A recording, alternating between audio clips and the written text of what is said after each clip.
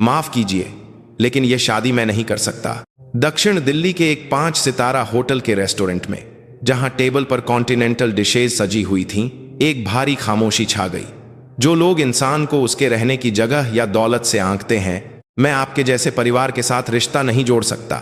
लड़के ने अपना कार्ड निकाला और चुपचाप ₹0 का बिल चुका दिया। फिर उसने अपने माता पिता का हाथ पकड़ा और वहां से बाहर निकल गया। सामने बैठी लड़की सिर झुकाए बैठी रही और उसके माता पिता हैरान होकर उन्हें उंगली दिखाते रहे। बेटे ने देखा कि उसके पिता के हाथ कांप रहे थे, वही हाथ जिन्होंने 35 साल तक एक प्रिंटिंग फैक्ट्री में काम करके बेटे की शादी के लिए पैसे जोड़े थे। इसीलिए वह उस अपमान को और बर्दाश्त नहीं कर सका। आखिर उस जगह पर ऐसा क्या हुआ था? चलिए अब उस हैरान कर देने वाली कहानी को शुरू करते हैं। इस कहानी का अंत क्या होगा, यह जानने के लिए बने रहिए। कहानी शुरू करने से पहले अगर आप इस चैनल पर नए हैं तो मुफ्त में सब्सक्राइब करें, वीडियो को लाइक करें और कमेंट में बताएं कि आप यह कहानी कहां से सुन रहे हैं। हम प्रार्थना करेंगे कि आपके उस स्थान पर खुशियां और सौभाग्य बरसें। गाजियाबाद में पुराने बने बहुमंजिला फ्लैट्स की एक गली।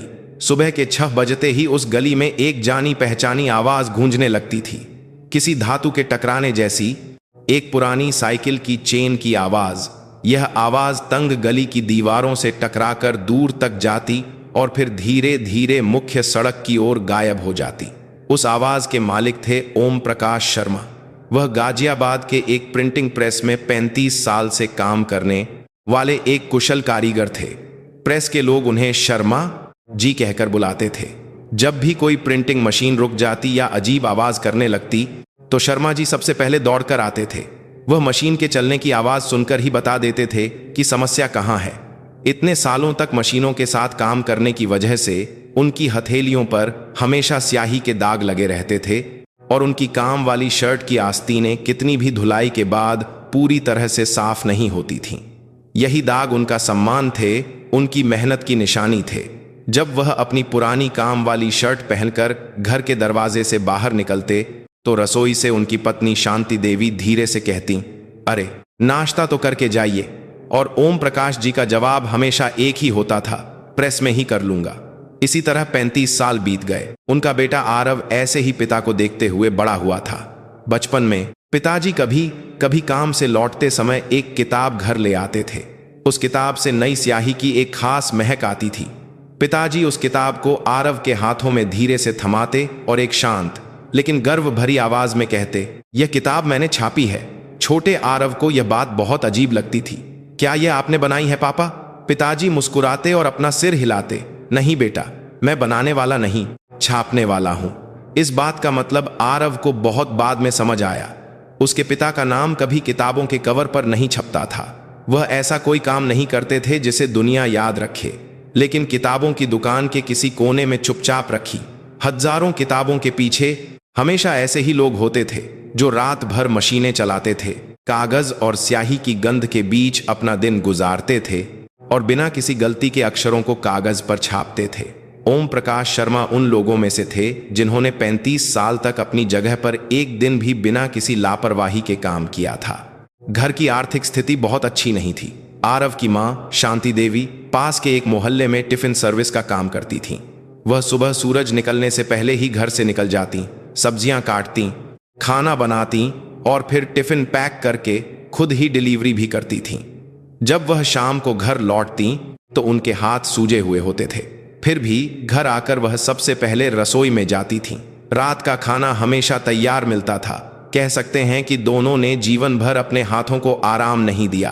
फिर भी घर में हमेशा हंसी खुशी का माहौल रहता था। शाम को तीनों लोग छोटी सी डाइनिंग टेबल के चारों ओर बैठते थे। दाल, रोटी और माँ के टिफिन से बची हुई थोड़ी सी सब्जी।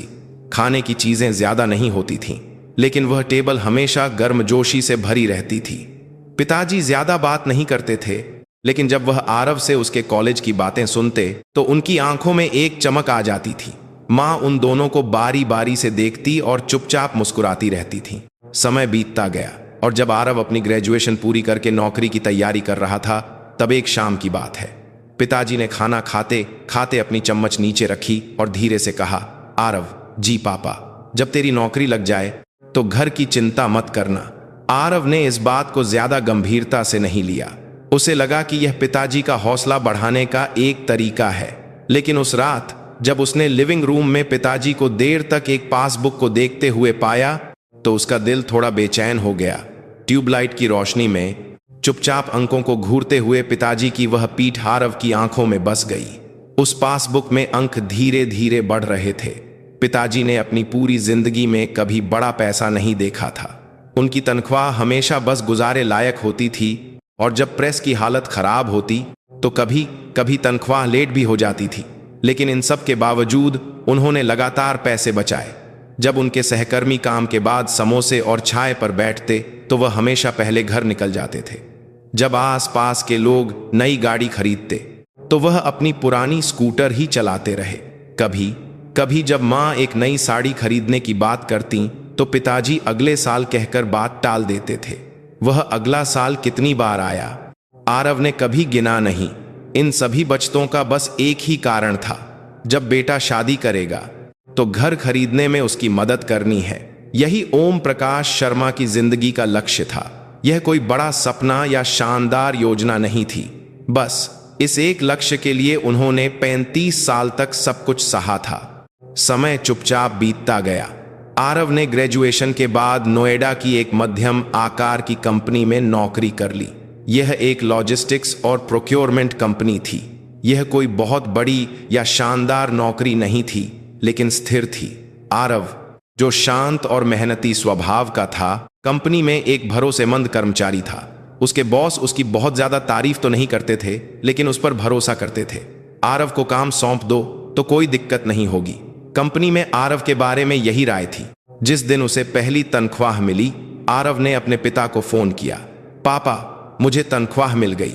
फोन के दूसरी तरफ कुछ पल की खामोशी रही।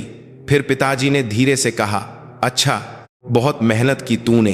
बस यही एक वाक्य था, लेकिन उस छोटे से वाक्य में कितनी भावनाएं थीं, यह आरव महसूस कर सकता था। उस शाम जब आरव घर पहुंचा तो मां ने रोज से ज्यादा पकवान बनाए थे। आलू, गोभी की सब्जी, पनीर और आरव की पसंदीदा खीर भी मेज पर थी। पिताजी ने चुपचाप फ्रिज से एक ठंडी पानी की बोतल निकाली। उस रात तीनों लोग छोटी सी मेज के चारों ओर बैठकर शांति से खाना खाते रहे। टीवी भी बंद था और कोई संगीत भी नहीं था। बस तीनों का एक साथ बैठना ही उस रात के लिए काफी था। पिताजी ने पानी का गिलास उठाते हुए कहा, अब तू भी बड़ा हो गया है। जी, अब जिंदगी की शुरुआत है। बातें छोटी थीं, लेकिन आरव के दिल में लंबे समय तक रहीं। उस दिन की दाल की महक, ट्यूबलाइट की रोशनी और पिताजी की वह आवाज उसे बाद में भी अक्सर याद आती थी। उस दिन आरव को यह नहीं पता था कि उसकी जिंदगी की यह शुरुआत कुछ सालों बाद दक्षिण दिल्ली के एक होटल रेस्टोरेंट में एक अप्रत्याशित तरीके से परखी जाएगी। रिया मेहरा ने कंपनी में तब ज्वाइन किया था जब वसंत की शुरुआत हो रही थी। वह एक इंटर्न के तौर पर आई थी और पहले दिन से ही वह सबकी नजरों में थी, लेकिन अच्छे कारणों से नहीं। वह ईमेल भेजते समय अटैचमेंट लगाना भूल जाती, मीटिंग के लिए गलत फाइलें तैयार कर लाती और टीम लीडर के सामने हाथ बांधकर सिर झुकाए खड़ी रहती थी। शुरुआत में तो सीनियर्स हंसकर टाल देते थे, लेकिन समय के साथ साथ उनकी आवाज बदलने लगी। लंच के समय ऑफिस के एक कोने में रिया का नाम चर्चा में रहता और ये बातें ज्यादातर अच्छी नहीं होती थीं। एक दिन सुबह की मीटिंग थी। रिया ने टीम लीडर के सामने एक रिपोर्ट रखी। यह एक ऐसी रिपोर्ट थी जिस पर उसने कई दिन मेहनत की थी, लेकिन टीम लीडर को रिपोर्ट के पन्ने पलटते और अपनी थ्योरियां चढ़ाते हुए 1 मिनट भी नहीं लगा। इसमें तो सारे आंकड़े गलत हैं। मीटिंग रूम की हवा अचानक भारी हो गई। क्या आप इतनी बुनियादी चीज भी चेक नहीं करती? रिया कुछ नहीं कह सकी, बस अपना सिर झुकाए खड़ी रही। टीम लीडर ने एक गहरी सांस ली और रिपोर्ट को उसकी तरफ धकेल दिया। इसे दोबारा बनाकर लाओ। मीटिंग खत्म हुई और लोग एक एक करके अपनी सीटों पर वापस चले गए। सिर्फ रिया मीटिंग रूम में अकेली रह गई। आरव कॉरिडोर से गुजर के रहा था जब उसने कांच के दरवाजे के पार उसे देखा। रिया अकेली मेज पर बैठी अपनी पलकें हजपका रही थी। यह बाहर से भी साफ दिख रहा था कि वह अपने आंसू रोकने की कोशिश कर रही है। उसका सिर थोड़ा झुका हुआ था और हाथ घुटनों पर बड़े सलीके से रखे हुए थे। यह किसी ऐसे इंसान की मुद्रा थी जो कुछ नहीं कर रहा, बस किसी तरह खुद को संभाले हुए है। आरव कुछ देर कॉरिडोर में खड़ा रहा। वह चाहता तो अनदेखा करके जा सकता था, लेकिन आखिरकार उसने मीटिंग रूम का दरवाजा खोला और अंदर चला गया। मैं एक बार रिपोर्ट देख सकता हूं? रिया ने हैरान होकर सिर उठाया। नहीं, कोई बात नहीं, मैं कर लूंगी। उसकी आवाज से लग रहा था कि वह ठीक नहीं है। आरव ने चुपचाप बगल की कुर्सी खींची। अगर हम साथ मिलकर करेंगे तो जल्दी हो जाएगा। उस दिन दोनों ने 1 घंटे से ज्यादा समय तक रिपोर्ट को फिर से ठीक किया। उन्होंने एक एक करके आंकड़े मिलाए, टेबल दोबारा बनाए और आइटम्स का क्रम ठीक किया। रिया काम करते हुए कई बार सॉरी बोली। आरव ने हर बार एक ही जवाब दिया। शुरुआत में सबके साथ ऐसा ही होता है। उस दिन के बाद रिया कभी कभी आरव की डेस्क पर आने लगी। वह छोटी छोटी बातें पूछती थी। ईमेल का सब्जेक्ट कैसे लिखना है, रिपोर्ट का फॉर्मेट कहाँ मिलेगा, मीटिंग से पहले क्या तैयारी करनी है। आरव अपना काम थोड़ी देर के लिए रोककर उसे सब कुछ बता देता। यह कोई खास मेहरबानी नहीं थी, वह बस ऐसा इंसान था जो किसी को परेशान देखकर उसकी मदद करना स्वाभाविक समझता था। रिया धीरे धीरे बदलने लगी। उसकी गलतियां कम हो गईं और सीनियर्स से डांट खाने की नौबत भी कम आने लगी। उसे अब रिपोर्ट दोबारा बनाकर लाओ जैसे शब्द नहीं सुनने पड़ते थे। वह अभी भी पूरी तरह से परफेक्ट नहीं थी, लेकिन उस वसंत के पहले दिन वाली रिया से वह बहुत अलग थी। एक शाम की बात है। ऑफिस के ज्यादातर लोग घर जा चुके थे। ऑफिस में कुछ ही ट्यूबलाइटें जल रही थीं और बाहर अंधेरा छाने लगा था। रिया धीरे से आरव की डेस्क की तरफ आई। क्या आप आज भी मेरी थोड़ी मदद कर सकते हैं? आरव ने मॉनिटर से नजरें हटाईं और कहा, हाँ, क्यों नहीं। वैसे भी मुझे अभी थोड़ा काम बाकी है। उस रात दोनों ने लगभग 10 बजे तक साथ बैठकर रिपोर्ट पूरी की। जब वे ऑफिस से बाहर निकले तो शरद ऋतु की ठंडी हवा चल रही थी। दोनों बिना कुछ कहे कंपनी के पास वाली एक छोटी सी चाय की दुकान पर गए। 2 कप चाय और समोसे लिए और बाहर रखी प्लास्टिक की मेज पर आमने सामने बैठ गए। चाय के कप से उठते गर्म धुएं के बीच रिया ने अचानक कहा, सच कहूं तो मैंने नौकरी छोड़ने का मन बना लिया था। आरव ने समोसा खाना रोक दिया। क्यों? रिया कुछ पल सोचती रही, फिर धीरे से बोली, मुझे लगता है कि मैं इस तरह के कॉरपोरेट माहौल के लिए नहीं बनी हूं। लोगों की नजरों का सामना करना, हर गलती पर शर्मिंदा होना, पटाख, यह सब बहुत मुश्किल है। आरव ने कुछ देर सोचा और फिर कहा, शुरुआत में सबके साथ ऐसा ही होता है। रिया ने सिर उठाया। आपके साथ भी? आरव मुस्कुराया।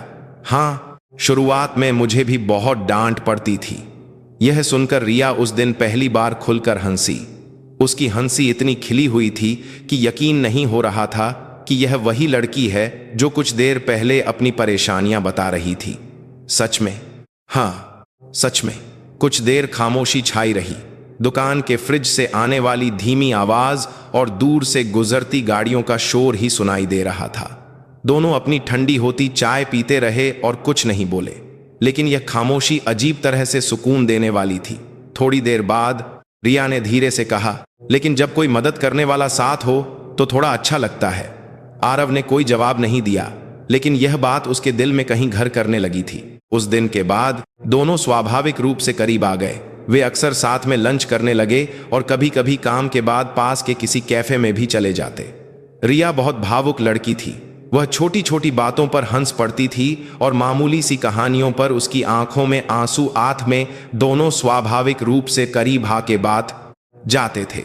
वह किसी रेस्टोरेंट में मेन्यू तय नहीं कर पाती थी और वीकेंड की प्लानिंग करते समय हर छोटी बात की चिंता करती थी। आरव उसके साथ रहते हुए स्वाभाविक रूप से उसके लिए फैसले लेने लगा था। ऑफिस के लोगों ने भी यह नोटिस करना शुरू कर दिया था। एक दिन लंच पर किसी ने मजाक से दोस्त भी कान के बाद से दोस्त भी दाता है मैं कहा, आरव आजकल इंटर्न का बहुत ख्याल रख रहे हो। सब हंस पड़े। आरव मुस्कुराकर बात टाल गया, लेकिन रिया का चेहरा शर्म से लाल हो गया। उस दिन के बाद दोनों ऑफिस में थोड़ा और सतर्क रहने लगे, लेकिन ऑफिस के बाहर वे अब भी मिलते थे। एक रात जब वे यमुना किनारे टहल रहे थे, रिया ने पूछा, आरव क्या आपने शादी के बारे में सोचा है? आरव ने नदी के पानी को देखते हुए मुस्कुराकर कहा, कभी न कभी तो करनी ही है। रिया ने फिर पूछा, आप कैसे घर में रहना चाहते हैं? आरव ने कुछ देर सोचा और फिर कहा, एक ऐसा घर जिस पर कोई कर्ज न हो। रिया हंस पड़ी।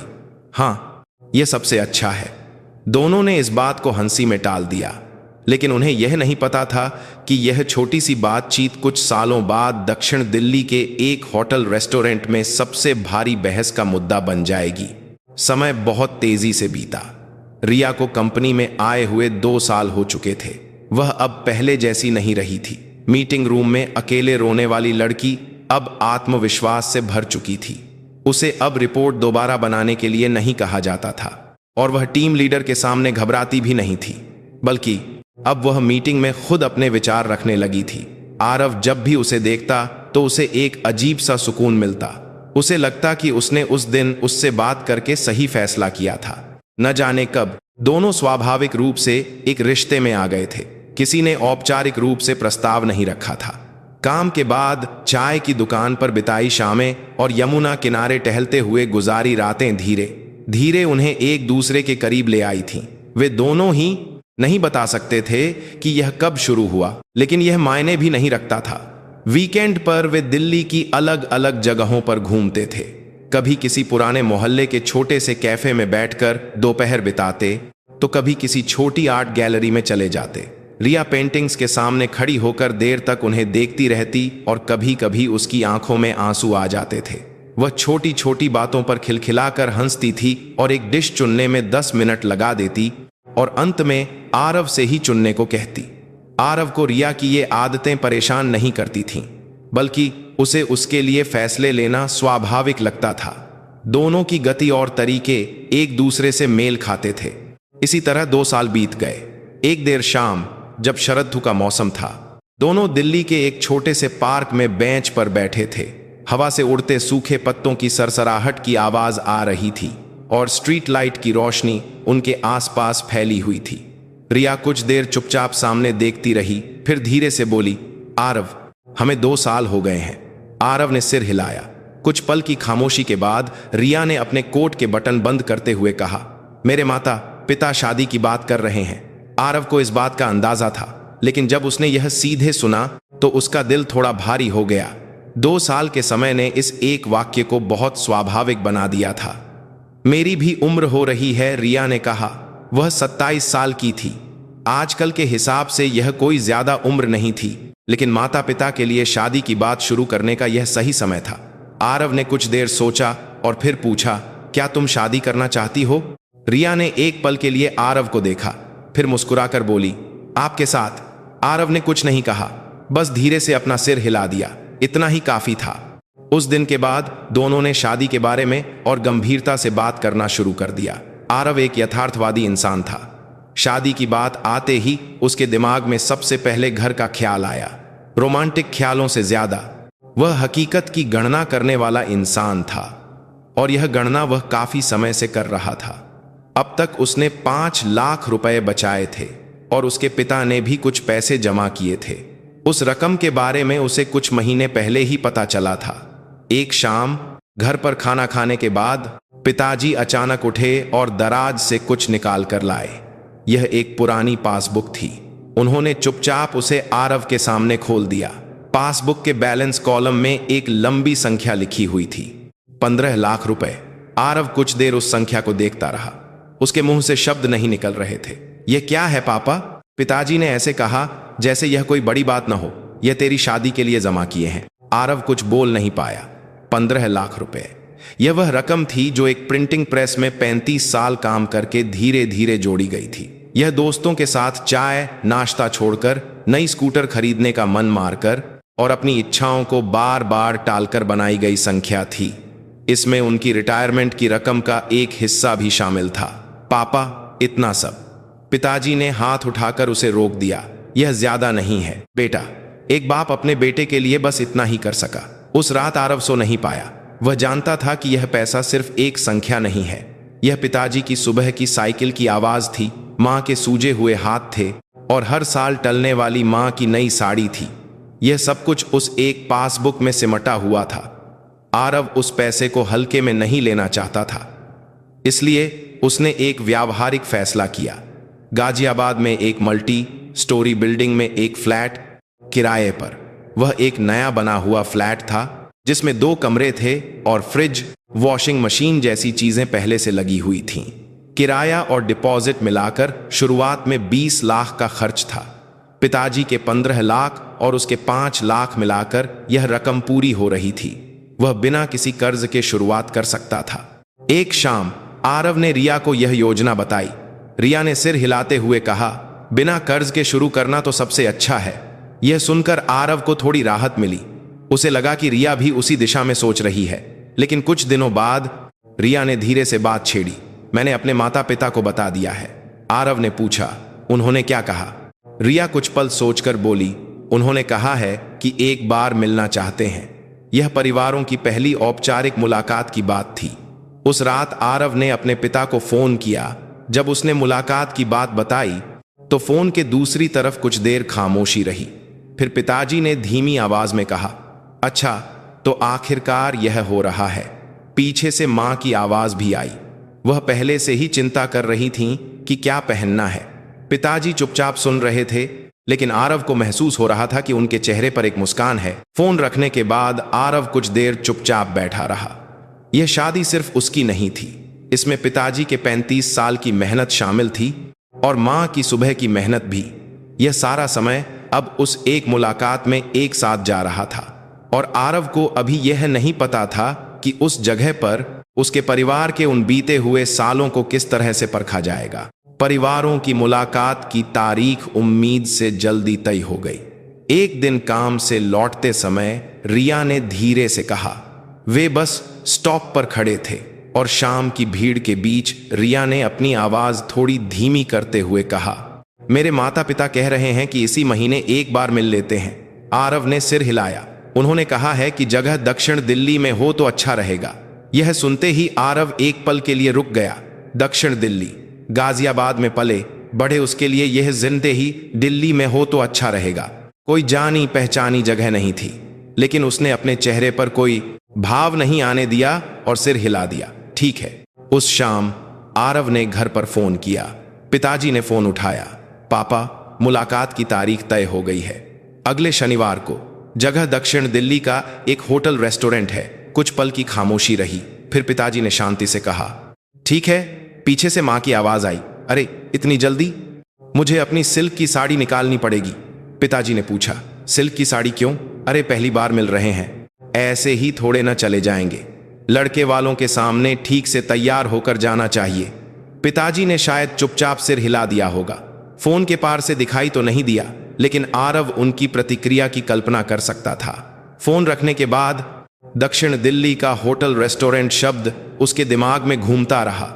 एक अनजाना सा डर था। वह ठीक से नहीं बता सकता था कि उसे किस बात की चिंता है, लेकिन वह डर बना रहा। कुछ दिनों बाद रिया का फोन आया। मुलाकात की जगह बुक हो गई है। होटल का रेस्टोरेंट है और वहां सेट मेन्यू होता है। रिया कुछ पल रुकी। कीमत थोड़ी ज्यादा है, लेकिन कितनी? एक व्यक्ति के लिए 5,000। आरव ने मन ही मन हिसाब लगाया। 6 लोग, 0 0। यह एक बड़ी रकम थी, लेकिन आरव ने मुस्कुराते हुए कहा, कोई बात नहीं। फोन रखने के बाद आरव लिविंग रूम में आया। पिताजी टीवी देख रहे थे। उन्होंने सिर उठाया। क्या हुआ? मुलाकात वाले रेस्टोरेंट का खाना थोड़ा महंगा है। एक आदमी का हो 5,000 है। कुछ पल की खामोशी छा गई। मां ने शायद रसोई से यह बात सुन ली थी, लेकिन उन्होंने कुछ नहीं कहा। पिताजी ने कुछ देर सोचा और फिर कहा, कोई बात नहीं, पहली मुलाकात है, इतना तो करना ही पड़ेगा। आरव कुछ नहीं कह सका। अगली सुबह ओम प्रकाश शर्मा रोज से थोड़ा जल्दी प्रेस पहुंचे। यह सुबह का वह समय था जब मशीनें एक एक करके चालू हो रही थीं। उन्होंने अपनी काम वाली शर्ट पहनी और अपनी जगह पर बैठ गए, लेकिन कुछ देर तक बस मशीन को घूरते रहे। उनके दिमाग में शनिवार की मुलाकात का दृश्य घूम रहा था। दक्षिण दिल्ली का होटल रेस्टोरेंट, वह कैसी जगह होगी? वह कभी वहां गए नहीं थे। वह अंदाजा लगा सकते थे। फिल्मों में बहुत देखा था, चमकते हुए बर्तन, सफेद नैपकिन और एक के बाद एक आने वाले पकवान। यह उस प्रेस से बिल्कुल अलग दुनिया थी जहां उन्होंने 35 साल बिताए थे। लेकिन उन्होंने खुद को यह सोचने से रोका कि वह डर रहे हैं। यह उनके बेटे की शादी का सवाल था। लंच के समय सहकर्मी कैंटीन में जमा हुए। किसी ने कहा, शर्मा जी, आजकल चेहरे पर बड़ी रौनक है। ओम प्रकाश जी मुस्कुराए। बेटे की शादी की बात पक्की करने जा रहा हूं। सहकर्मी हैरान होकर तालियां बजाने लगे। अरे वाह, तो अब आप भी ससुर बनने वाले हैं। कब है? इसी शनिवार को। ओम प्रकाश जी थोड़ी शर्म से मुस्कुराए।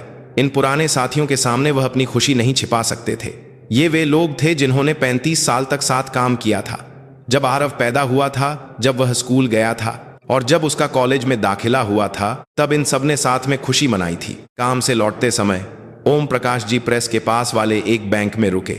वह अपनी पासबुक का बैलेंस एक बार फिर से देखना चाहते थे। क्लर्क ने पासबुक दी और उन्होंने चुपचाप अंकों को देखा। 15 लाख रुपए, वह संख्या अभी भी वहीं थी। उन्होंने पासबुक बंद की और कुछ देर वहीं खड़े रहे। इस पैसे को जमा करने की शुरुआत तब हुई थी जब आरव अभी छोटा बच्चा था। जब सहकर्मी चाय पीने जाते तो वह पहले घर चले आते। त्योहारों पर गांव जाने के बजाय वह प्रेस में रुककर ओवरटाइम करते। उन्होंने कई बार एक नई स्कूटर खरीदने का सोचा, लेकिन हर बार पासबुक देखकर अपना मन बदल लेते। वे सारे दिन इस संख्या में परत दर परत जमा थे।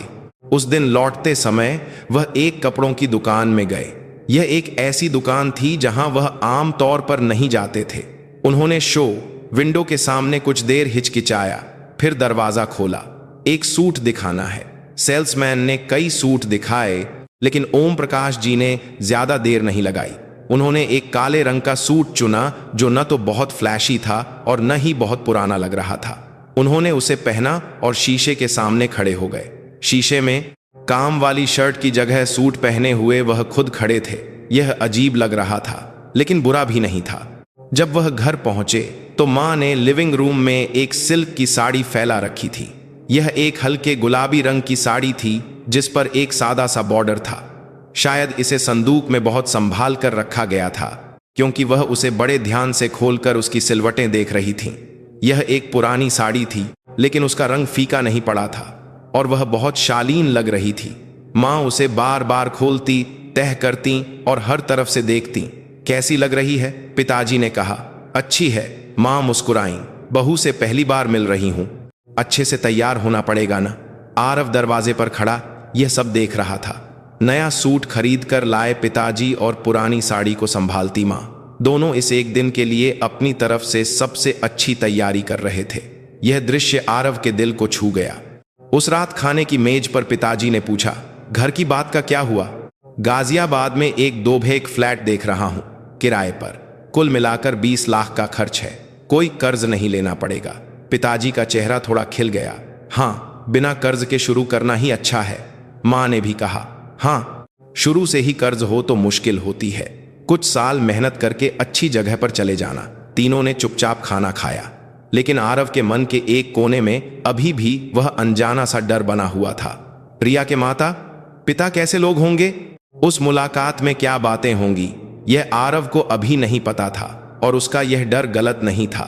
उसे अभी यह नहीं पता था कि उसके पिता की 35 साल की मेहनत को उस जगह पर किस तरह से परखा जाएगा। मुलाकात वाले दिन गाजियाबाद में सुबह आसमान साफ था। शरद ऋतु के अंत का मौसम था, इसलिए हवा में ठंडक थी। खिड़की के बाहर गली के पेड़ों के पत्ते लगभग झड़ चुके थे। सूखी टहनियों के बीच से सुबह की धूप तिरछी होकर अंदर आ रही थी। यह एक शांत और साफ सुबह थी, लेकिन यह शांति आरव की घबराहट को और बढ़ा रही थी। आरव रोज से जल्दी उठ गया था। उसे रात भर ठीक से नींद नहीं आई थी। वह सुबह होने तक करवटें बदलता रहा और फिर बिस्तर से उठ गया। जब वह लिविंग रूम में आया तो पिताजी पहले से ही सूट पहनकर सोफे पर बैठे थे। यह वही काला सूट था जो उन्होंने कुछ दिन पहले काम से लौटते समय पहली बार किसी दुकान में घुसकर खरीदा था। यह साफ पता चल रहा था कि यह नया है। कपड़े में अभी भी अकड़ थी और उनके बैठने का तरीका भी रोज जैसा नहीं था, बल्कि थोड़ा सतर्क लग रहा था। 35 साल तक काम वाली शर्ट पहनकर प्रेस जाने वाला इंसान आज सूट पहनकर बैठा था। यह दृश्य आरव को अजीब तरह से अनजान और भावुक करने वाला लगा। मां अपने बाल संवार रही थी। उन्होंने हल्के गुलाबी रंग की ब्लाउज के साथ एक सादी सी साड़ी पहनी हुई थी। यह वही साड़ी थी जिसे उन्होंने कई दिनों से संदूक से निकालकर इस्त्री करके और संभाल कर रखा था। वह अपने पल्लू को ठीक कर रही थीं और शीशे में खुद को देख रही थीं। वह पहली बार मिलने वाले समधियों के सामने सबसे सलीके से दिखना चाहती थीं। यही उनकी तरफ से सबसे अच्छी तैयारी थी। मां ने आरव को देखकर कहा, बेटा थोड़ा नाश्ता कर ले। आरव ने सिर हिला दिया। पिताजी ने धीरे से कहा, ही कर ले, खाली पेट और ज्यादा घबराहट होती है। आखिरकार तीनों ने थोड़ा नाश्ता किया। मां ने दाल और रोटी बनाई थी।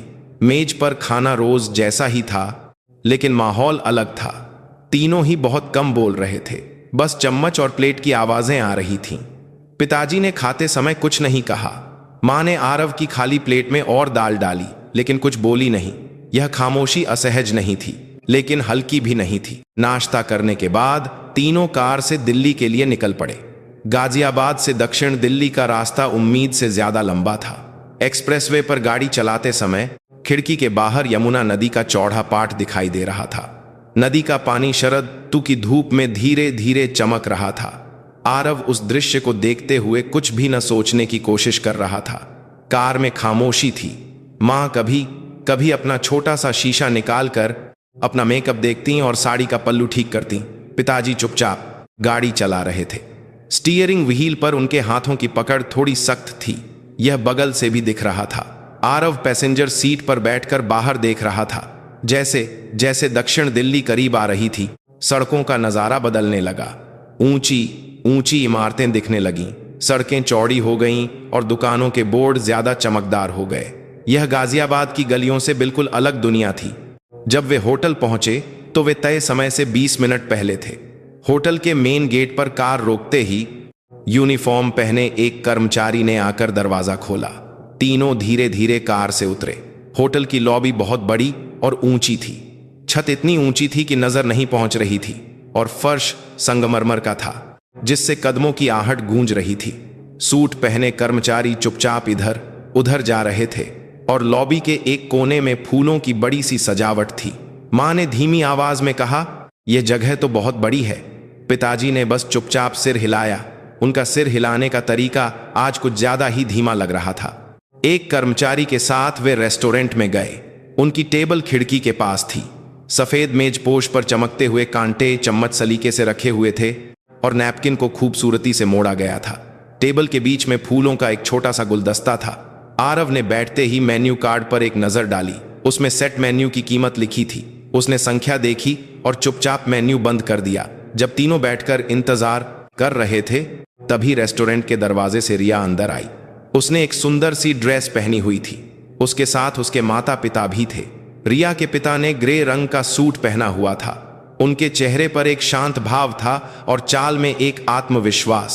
रिया की मां ने गहरे पहरे पर आप है तो एक से लेके देहे काता वाइन रंग का जैकेट पहना हुआ था। उनके गले में मोतियों का एक हार था और उसका हर मोती चमक रहा था। दोनों को देखकर लग रहा था कि वे ऐसी जगहों के आदी हैं। सबने एक दूसरे को नमस्ते किया।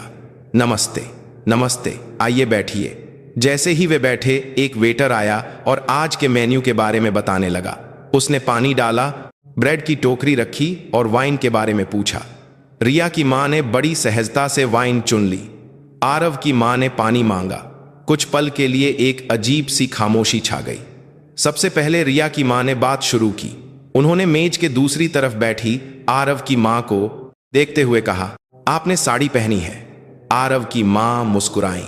जी, पहली बार मिल रहे हैं इसलिए। रिया की मां ने आरव की मां की साड़ी को धीरे धीरे ऊपर से नीचे तक देखा, फिर हल्की सी मुस्कान के साथ कहा, आजकल पहली मुलाकात में साड़ी पहनने वाले लोग कम ही मिलते हैं। उनका लहजा नरम था, लेकिन उस नरमी में कुछ और भी था। वैसे अच्छा लग रहा है। आरव की मां ने थोड़ी देर मुस्कुराया, लेकिन उन्होंने अपने हाथ घुटनों पर रख लिए और फिर कुछ नहीं कहा। आरव ने उसके से वारव ने हम इसको ने से इसको लाथरा इसके मां ने पल देखा कि उसकी मां के हाथों में थोड़ी सख्ती आ गई थी। उसे कुछ दिन पहले का दृश्य याद आ गया, जब मां लिविंग रूम में साड़ी फैलाकर उसे देख रही थी। पहली बार मिलने वाले समधियों के सामने सबसे अच्छा दिखने की उनकी इच्छा, उस इच्छा को अभी अभी अच्छा लग रहा है कहकर निपटा दिया गया था। खाना एक एक करके आने लगा। बातचीत ऊपरी तौर पर सामान्य चल रही थी।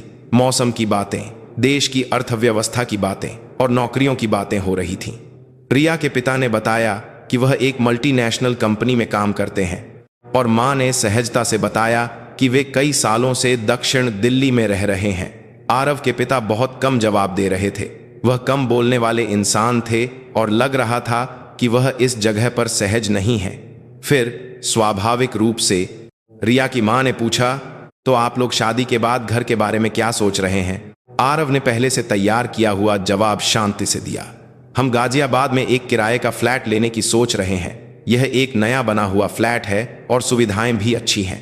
कुल खर्च 20 लाख के करीब है और हम बिना किसी कर्ज के शुरुआत करना चाहते हैं। शादी के बाद हम दोनों मिलकर और पैसे बचाएंगे और फिर किसी बेहतर जगह पर चले जाएंगे। रिया के माता पिता की नजरें एक साथ आरव पर टिक गईं। कुछ पल की खामोशी छा गई। यह खामोशी छोटी थी लेकिन बहुत लंबी महसूस हुई। रिया की मां ने अपना वाइन का गिलास नीचे रखते हुए कहा, गाजियाबाद? रिया के पिता ने पूछा। गाजियाबाद से ऑफिस आना जाना ठीक रहेगा? कंपनी नोएडा में है, इसीलिए ज्यादा दिक्कत नहीं होगी। रिया के पिता ने एक अजीब से भाव के साथ अपना कांटा चम्मच नीचे रख दिया। फिर उन्होंने कहा, आजकल किराए भी बहुत बढ़ गए हैं। उनकी आवाज अभी भी शांत थी लेकिन उस शांति में कुछ बदल रहा था।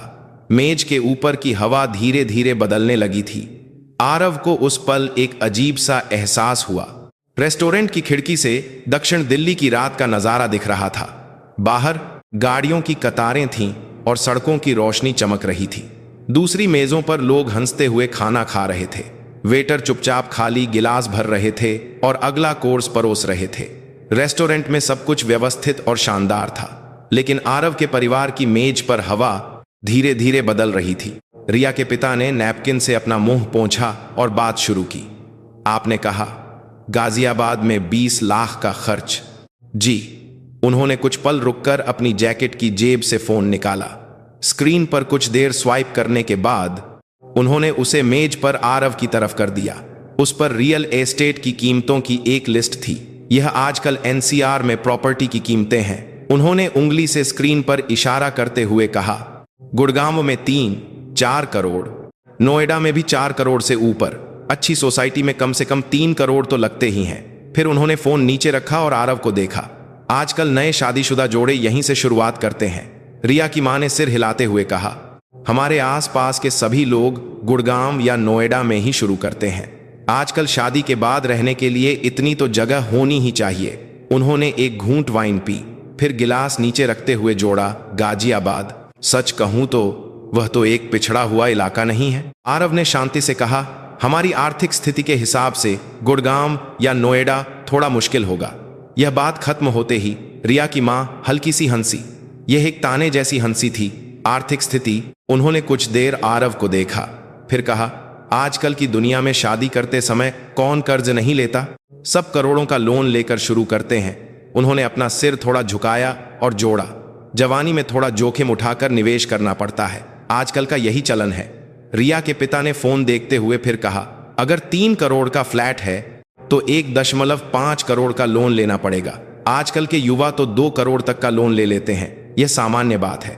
फिर उन्होंने आरव को देखते हुए कहा, आप जानबूझकर गाजियाबाद जैसी जगह से क्यों शुरू करना चाहते हैं? आरव ने खुद को शांत रखने की कोशिश करते हुए कहा, मैं कर्ज लेकर शुरुआत नहीं करना चाहता और गाजियाबाद भी रहने के लिए अच्छी जगह है। इस बात पर रिया की मां इस बार अपनी हंसी नहीं छिपा सकी।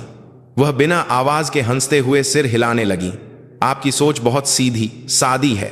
यह तारीफ बिल्कुल नहीं थी, बल्कि यह उसका उल्टा था। सीधी सादी शब्द में नासमझ और मूर्ख का भाव छिपा था। रिया की मां ने रेस्टोरेंट में चारों ओर एक नजर डाली, फिर कहा, हम 30 साल से दक्षिण दिल्ली में रह रहे हैं। हमारे आस पास के लोग भी इसी माहौल के हैं। उन्होंने कुछ पल रुककर कहा, गाजियाबाद जैसी जगह पर तो हम सच में कभी गए भी नहीं, कोई काम ही नहीं पड़ता। रिया के पिता ने बात आगे बढ़ाई, सच कहूं तो गाजियाबाद तो लगभग एक गांव जैसा ही है ना? उसे दिल्ली का हिस्सा भी नहीं कह सकते। आरव की मां का चेहरा एक पल में सख्त हो गया। उन्होंने अपने घुटनों पर रखे हाथों को कसकर भींच लिया, लेकिन उन्होंने कुछ नहीं कहा। रिया की मां ने इस बार आरव की मां की तरफ देखा, और आपने कहा, एक फ्लैट? उनकी आवाज में हैरानी थी। कोई बंगला या कोठी नहीं, एक फ्लैट? शादी की शुरुआत एक फ्लैट से करना, यह हमारी समझ से तो बाहर है। रिया की मां ने अपना वाइन का गिलास फिर से उठाया और बात जारी रखी। हमारी बेटी ऐसी जगह पर रहे, माफ कीजिए, लेकिन हम इसकी कल्पना भी नहीं कर सकते। वह दक्षिण दिल्ली में पैदा हुई और पली बढ़ी है, और आप चाहते हैं कि वह गाजियाबाद के एक फ्लैट में रहे? उन्होंने हंसते हुए जोड़ा, अगर उसकी सहेलियों को पता चलेगा तो वे क्या कहेंगी? यह बात रिया की चिंता नहीं थी, यह उनके अपने मान सम्मान की चिंता थी। इस बार रिया के पिता ने सीधे आरव के पिता को देखा और धीरे धीरे कहा, समधी जी, मैंने सुना है कि आपने एक प्रेस में बहुत समय तक काम किया है। उन्होंने कुछ पल रुककर कहा, उस हिसाब से आप अपने बेटे के लिए ज्यादा कुछ कर भी नहीं पाएंगे। थोड़ा और कर्ज लेकर ही सही, एक अच्छी जगह से शुरुआत करना ही ठीक रहेगा। नहीं? उस पल मेज पर हवा पूरी तरह से जम गई। आरव ने धीरे धीरे अपनी नजरें नीचे की। मेज के नीचे उसे अपने पिता के हाथ दिखाई दिए। वे हाथ हल्के हल्के कांप रहे थे। सूट की आस्तीन के नीचे से दिख रही उन हथेलियों पर सालों तक मशीनों के साथ काम करने के निशान थे। सख्त हो चुकी उंगलियां, नाखूनों के आस पास स्याही के दाग जो कभी पूरी तरह से नहीं मिटे थे। यह वही हाथ थे जो 35 साल तक हर सुबह गली से निकलते थे। यह वही हाथ थे जिन्होंने बचपन में आरव को किताबें दी थीं, और वही हाथ थे जो पासबुक को घूरते रहते थे। वे हाथ आज मेज के नीचे चुपचाप कांप रहे थे। आरव का दिल भारी हो गया। उसने धीरे धीरे अपना सिर उठाया। उसने रिया को देखा। रिया अपने होंठ भींचे हुए मेज को देख रही थी। उसके दोनों हाथ घुटनों पर बंधे हुए थे और वह बिल्कुल नहीं हिल रही थी। जब उसकी नजर आरव से मिली तो उसने धीरे धीरे अपनी नजरें फेर लीं। उसका चेहरा ऐसा था जैसे वह कुछ कहना चाहती है, लेकिन उसे समझ नहीं आ रहा कि कहां से और कैसे शुरू करे, या शायद उसमें कुछ कहने की हिम्मत ही नहीं थी। आरव ने एक गहरी सांस ली और फिर धीरे से बोला, माफ कीजिए। सबकी नजरें आरव पर टिक गईं। मैं कर्ज लेकर अपनी जिंदगी की शुरुआत नहीं करना चाहता। यह हमारे परिवार का मिलकर लिया गया फैसला है। रिया के पिता ने पलटकर जवाब दिया, माहौल कितना जरूरी होता है तुम नहीं जानते। मेरी बेटी को ऐसी जगह पर रखने की बात करते हो, मुझे यकीन नहीं हो रहा। अगर तुम मेरी बेटी से प्यार करते हो तो तुम ऐसा नहीं कर सकते। हमारा और तुम्हारा कोई मेल ही नहीं है। कुछ पल की खामोशी छा गई। मेल नहीं है? आरव की आवाज धीमी थी, लेकिन उसमें दृढ़ता थी। मेरे पिताजी ने पूरी जिंदगी एक प्रेस में काम किया है। मैंने इस बात पर कभी शर्म महसूस नहीं की, और आपके लिए यह 15 लाख रुपए शायद कुछ न हो, लेकिन यह मेरे पिता की जिंदगी भर की कमाई है, और 5 लाख रुपए मैंने जोड़े हैं। अगर हम ज्यादा से ज्यादा कर्ज लें तो शायद दक्षिण दिल्ली नहीं पर गुड़गांव में एक फ्लैट ले सकते हैं। आरव ने शांति से जोड़ा, लेकिन मैं ऐसी शुरुआत नहीं करना चाहता। कुछ साल मेहनत करके हम गुड़गांव नहीं तो कम से कम एक अच्छे अपार्टमेंट में जरूर जा सकते हैं। मैं ऐसी शुरुआत करना चाहता हूं। साथ मिलकर रेस्टोरेंट में शांति छा गई। लेकिन आप लोग कहते हैं कि हमारा कोई मेल नहीं है। माफ कीजिए, लेकिन यह शादी मैं नहीं कर सकता। जो लोग इंसान की कीमत उसके घर या इलाके से आंकते हैं, मैं आपके जैसे परिवार के साथ रिश्ता नहीं जोड़ सकता। आरव धीरे धीरे अपनी कुर्सी से उठा। रिया, मुझे माफ करना। फिर उसने वेटर को बुलाया। बिल ले आइए, खाने का बिल हम देंगे। 3606 लोगों का। आरव ने अपना कार्ड दिया। पेमेंट हो गई। उसने रिया के माता पिता को देखते हुए कहा, आपके स्टेटस के हिसाब से यह खाना मेरी तरफ से। फिर उसने अपने माता पिता को देखते हुए कहा, माँ पापा चलिए। तीनों चुपचाप रेस्टोरेंट से बाहर निकल गए। रिया अभी भी सिर झुकाए बैठी थी और उसके माता पिता हैरान होकर खड़े थे। जैसे ही वे होटल के दरवाजे से बाहर निकले, रात की ठंडी हवा उनके चेहरों से टकराई। दक्षिण दिल्ली की सड़कें अभी भी रोशन थीं। टैक्सियों की कतारें थीं और लोग देर रात का आनंद ले रहे थे। कोई हंस रहा था, कोई फोन पर बात करते हुए तेजी से चल रहा था। दुनिया ऐसे चल रही थी जैसे कुछ हुआ ही ना हो। लेकिन आरव उस चकाचौंध वाली सड़क के बीच में कुछ देर तक हिल नहीं पाया। उसे एक पल के लिए यकीन नहीं हुआ कि जो कुछ रेस्टोरेंट के अंदर हुआ वह सच था। पिताजी होटल के गेट की तरफ देखकर खड़े थे। उनकी पीठ दिख रही थी, नए सूट में ढकी एक साधारण सी पीठ। यह वही सूट था जिसे उन्होंने पहली बार किसी दुकान में घुसकर खरीदा था। आज वह पीठ रोज से थोड़ी छोटी लग रही थी। माँ अपनी साड़ी का पल्लू ठीक करते हुए खड़ी थीं। उनके हाथ लगातार साड़ी के आसपास घूम रहे थे, जैसे कुछ न करने पर उन्हें बेचैनी हो रही हो। तीनों कुछ देर तक कुछ नहीं बोले। सबसे पहले पिताजी ने कहा, चलो। बस यही एक शब्द था। आवाज रोज जैसी ही शांत थी, लेकिन उसमें थोड़ी सी उदासी थी। आवाज का अंत थोड़ा दबा हुआ था। तीनों धीरे धीरे होटल की पार्किंग की तरफ चले। नीचे जाने वाली लिफ्ट में भी किसी ने कुछ नहीं कहा। आरव लिफ्ट की शीशे जैसी चमकती दीवार को देखता रहा। उसमें तीनों की परछाई दिख रही थी। सूट पहने पिताजी, साड़ी पहने माँ, और उनके बीच में खड़ा वह खुद। वे रोज से बेहतर कपड़े पहने हुए थे, लेकिन किसी का भी सिर उठा हुआ नहीं था। पार्किंग में पहुंचकर पिताजी धीरे धीरे कार की तरफ गए। जैसे ही उन्होंने ड्राइवर की सीट का दरवाजा खोलने की कोशिश की, आरव ने धीरे से बुलाया, पापा। पिताजी ने दरवाजे के हैंडल से हाथ हटाया और मुड़कर देखा। पार्किंग की ट्यूबलाइट के नीचे पिताजी का चेहरा दिखाई दिया। उनकी आंखें लाल थीं। उस चेहरे को देखते ही आरव जो कहना चाहता था वह उसके गले में अटक गया। मुझे माफ कर दीजिए। पिताजी ने कुछ देर कुछ नहीं कहा, फिर धीरे धीरे अपना सिर हिलाया। तू क्यों माफी मांग रहा है? आरव कोई जवाब नहीं दे सका। पिताजी ने आगे कहा, अच्छा किया, यह एक अप्रत्याशित बात थी। आरव ने हैरान होकर पिताजी को देखा। पिताजी ने नजरें चुराते हुए कहा, अगर उस जगह पर कुछ कहे बिना आ जाते तो दिल में और ज्यादा तकलीफ होती। मां ने भी धीरे से कहा, हाँ बेटा, तुमने सही किया। लेकिन यह कहते हुए मां की आंखें पहले से ही भीगी हुई थीं। सही किया और आंसू एक साथ थे। यह देखकर आरव का दिल भर आया। कार में बैठने के बाद तीनों कुछ देर तक चुप रहे। पिताजी ने गाड़ी स्टार्ट की। कार धीरे धीरे पार्किंग से निकलकर दक्षिण दिल्ली की सड़कों पर आ गई। चमकदार स्ट्रीट लाइटें कार की खिड़की से गुजर रही थीं। जब भी गाड़ी सिग्नल पर रुकती, आरव बाहर देखता। उसकी उम्र के जोड़े हाथ पकड़कर चल रहे थे। हंसते हुए लोग किसी रेस्टोरेंट में जा रहे थे। यह सब बहुत दूर का लग रहा था। जब कार यमुना के पुल पर चढ़ी तो मां ने धीरे से कहा, रिया ठीक तो होगी? आरव ने खिड़की से बाहर देखते हुए कोई जवाब नहीं दिया। उसे रिया का चेहरा याद आया। मेज को देखती हुई उसकी आंखें, कसकर बंद होंठ, और जब उसकी नजर आरव से मिली थी तो धीरे धीरे नजरें फेर लेना। आरव यह नहीं सोच रहा था कि रिया बुरी है। वह जानता था कि अपने माता पिता के सामने बोलना कितना मुश्किल होता है, लेकिन इसके बावजूद पिताजी के कांपते हुए हाथ उसकी आंखों के सामने से नहीं हट रहे थे। दो बातें एक साथ उसके दिल में थीं, रिया के लिए सहानुभूति और पिताजी के लिए अफसोस। उस रात जब वे गाजियाबाद पहुंचे तो काफी देर हो चुकी थी। मां ने कमरे में जाते ही अपनी साड़ी बदलनी शुरू कर दी। पिताजी लिविंग रूम में बैठे थे। उन्होंने सूट का जैकेट उतारकर सोफे पर रख दिया था और टाई ढीली कर रखी थी। आरव ने रसोई से पानी लाकर पिताजी के सामने रखा। पिताजी ने चुपचाप पानी पिया।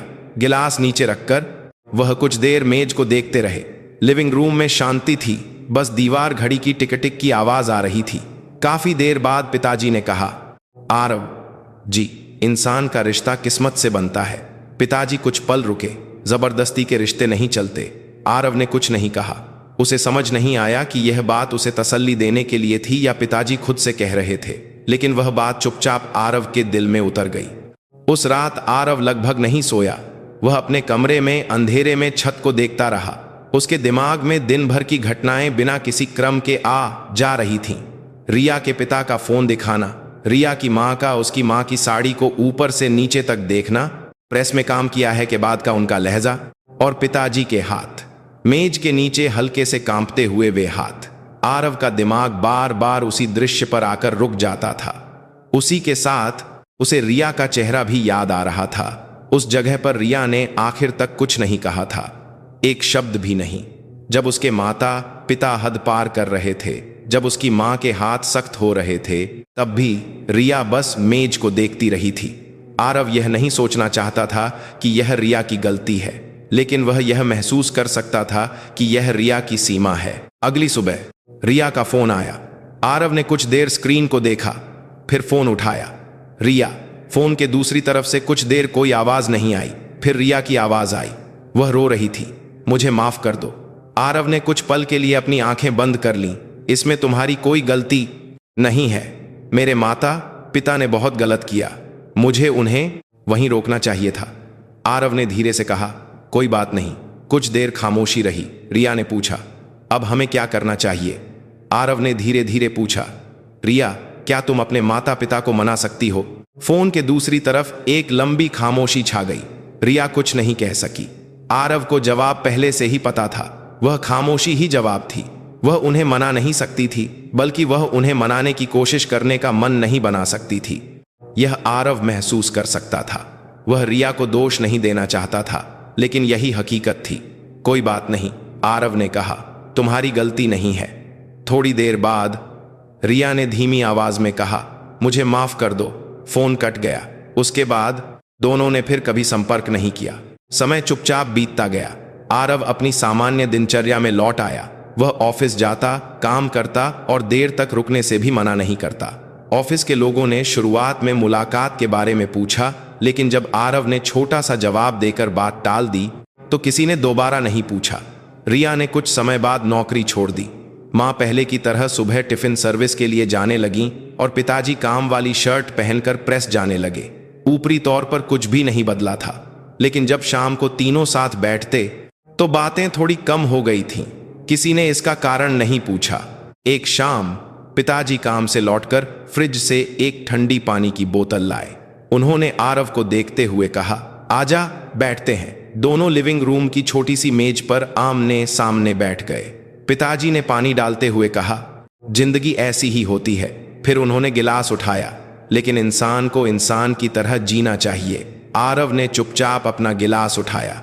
उस रात आरव को पहली बार अपना मन थोड़ा हल्का महसूस हुआ। चोट अभी भी थी, लेकिन उस चोट के साथ यह एहसास भी था कि उसने कुछ बचाया है। उसने पिताजी के 35 साल की मेहनत को बचाया था, माँ की साड़ी का सम्मान बचाया था और गाजियाबाद की गलियों में पले बढ़े खुद को बचाया था। और उस समय आरव को यह नहीं पता था कि कुछ महीनों बाद एक बिल्कुल अनपेक्षित जगह पर उसकी मुलाकात एक नए रिश्ते से होने वाली है। उस मुलाकात के टूटने के बाद दो मौसम बदल गए। सर्दी आई और चली गई, और फिर वसंत आ गया। गाजियाबाद की गलियों में फिर से नए पत्ते उग आए थे और सुबह चिड़ियों की चहचहाहट सुनाई देने लगी थी। दुनिया ऐसे चल रही थी जैसे कुछ हुआ ही न हो। चुपचाप अगले मौसम में प्रवेश कर चुकी थी। आरव भी उसी प्रवाह में दिन गुजार रहा था। उसकी दिनचर्या ऑफिस और घर के बीच सिमटी हुई थी। उसने कोई बदलाव लाने की कोशिश नहीं की और न ही कुछ भूलने की जबरदस्ती की। उसने बस समय को बहने दिया।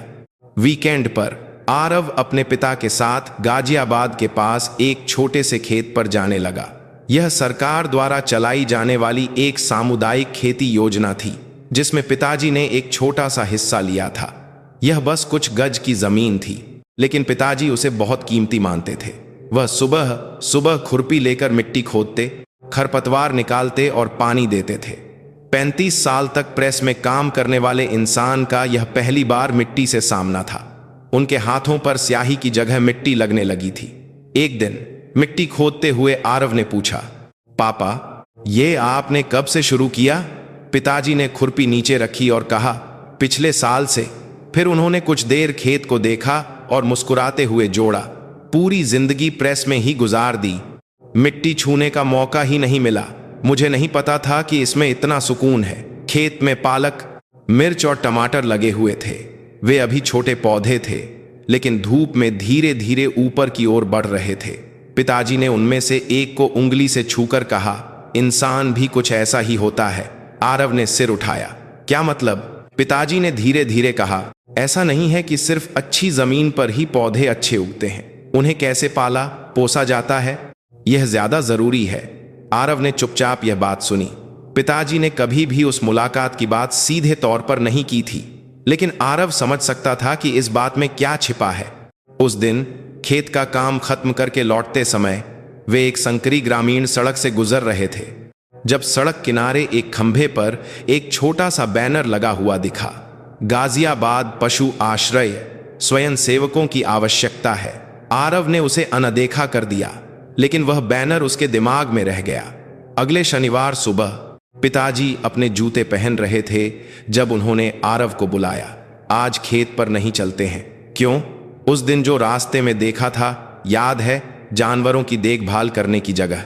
चलो आज वहां कुछ सेवा करने चलते हैं। आरव थोड़ा हैरान हुआ। उसे उम्मीद नहीं थी कि पिताजी खुद सेवा करने की बात करेंगे।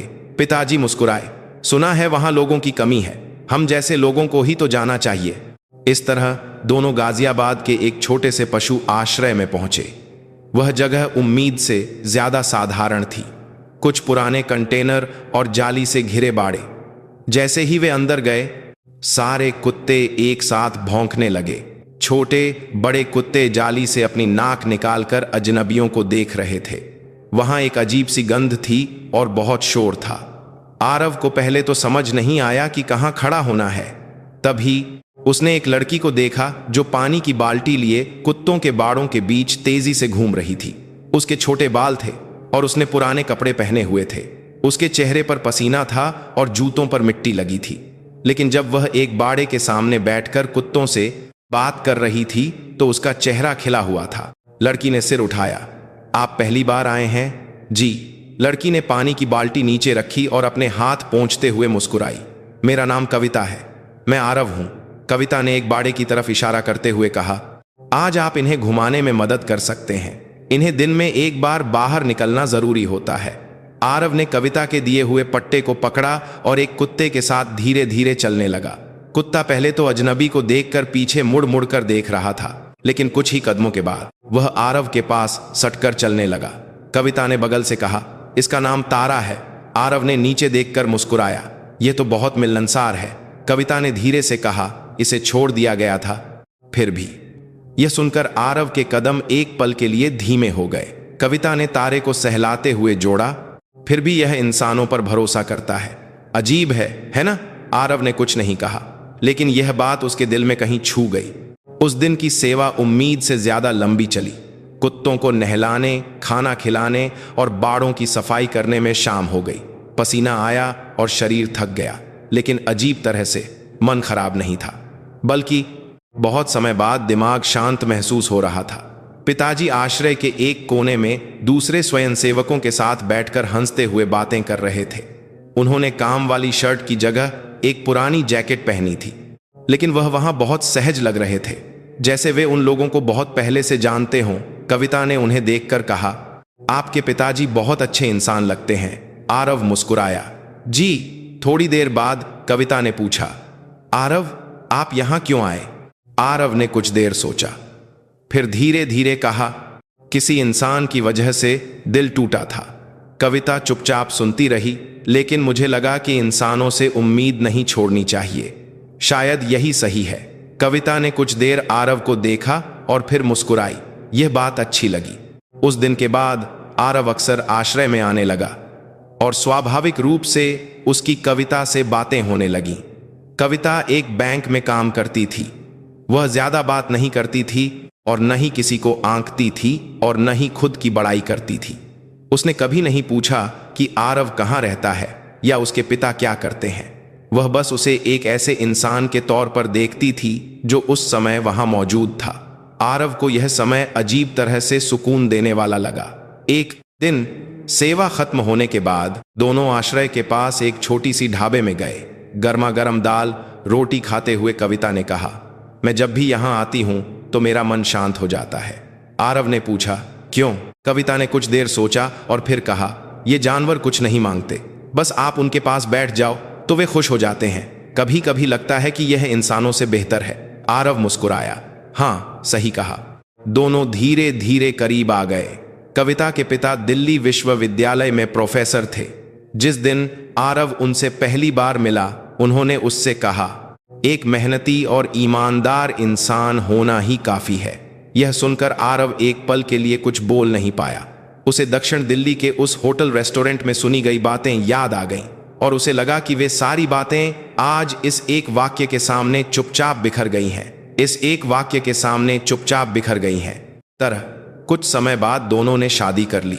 आरव और कविता ने गाजियाबाद में एक छोटा सा अपार्टमेंट किराए पर लिया। किराए और डिपॉजिट की कुल रकम 25 लाख रुपए थी। दोनों ने जो पैसे बचाए थे उन्हें मिलाकर यह रकम बिना किसी कर्ज के पूरी हो गई। आरव का बिना कर्ज के शुरुआत करने का सपना सच हो गया था।